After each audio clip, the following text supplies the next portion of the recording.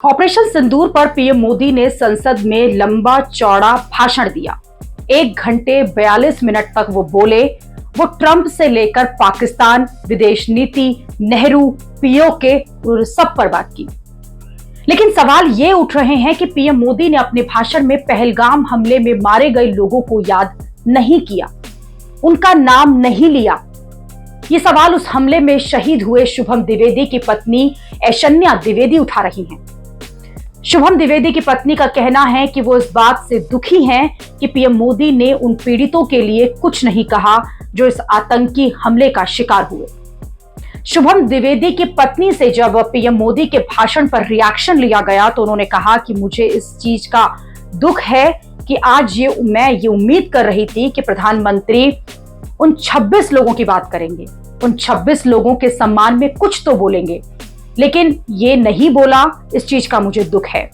इतना ही नहीं, शुभम द्विवेदी की पत्नी ने राहुल गांधी और प्रियंका गांधी की तारीफ करके नया तूफान भी खड़ा कर दिया। उन्होंने कहा कि मुझे एक बहुत बड़ा दुख है कि पीएम मोदी ने 26 लोगों के लिए कुछ नहीं बोला, जबकि प्रियंका और राहुल गांधी जी, उन दोनों को मैं थैंक यू बोलती हूं। उन्होंने 26 लोगों की बात की, शुभम का नाम लिया था उन्होंने।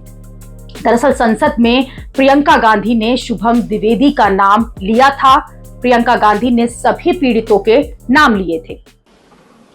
मजाक करता था, जोक्स करता था और एक प्रकार से परिवार के बारे में मुझे बताया। 2 घंटे बात हुई। बहन ने कहा कि मैं दरवाजे की ओर देखती हूं, मेरा भाई नहीं आता है, कभी आता ही नहीं है और कभी नहीं आएगा।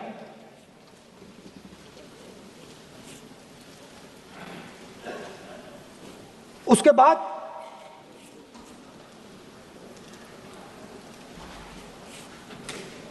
यूपी में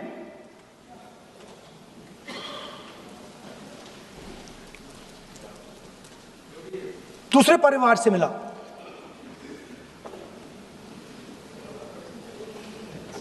पति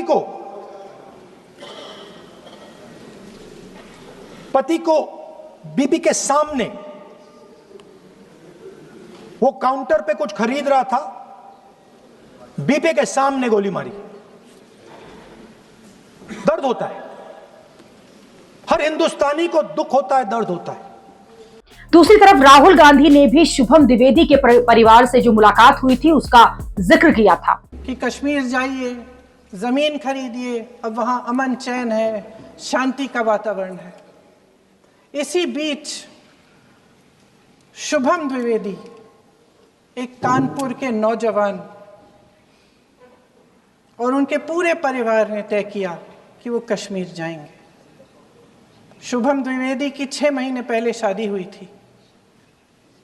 उसकी पत्नी ने कहा कि उनके बीच एक ऐसा रिश्ता था, प्रेम और दोस्ती का ऐसा रिश्ता था कि वो एक दूसरे को बच्चों की तरह हंसाते थे।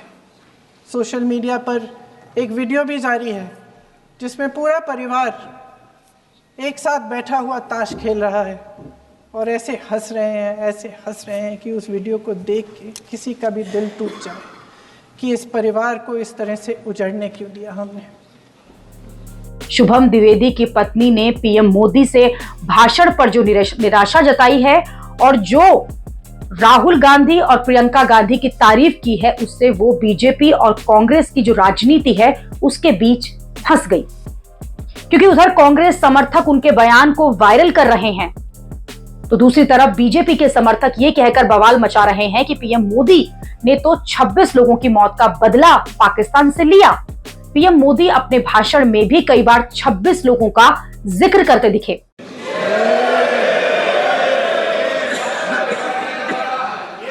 आदरणीय अध्यक्ष जी, एक बिल्कुल कांग्रेस के नए सदस्य, यानी उनको तो क्षमा करनी चाहिए, नए सदस्य को क्या कहेंगे, लेकिन कांग्रेस के आका जो उनको लिख करके देते हैं और उनसे बुलवाते हैं, खुद में हिम्मत नहीं है, उनसे बुलवाते हैं कि ऑपरेशन सिंदूर ये तो तमाशा था।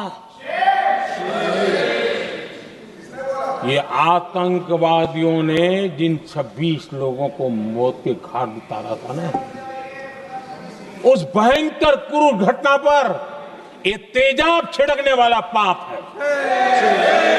तमाशा कहते हो? आपकी असहमति हो सकती है, और ये कांग्रेस के नेता बुलवाते हैं।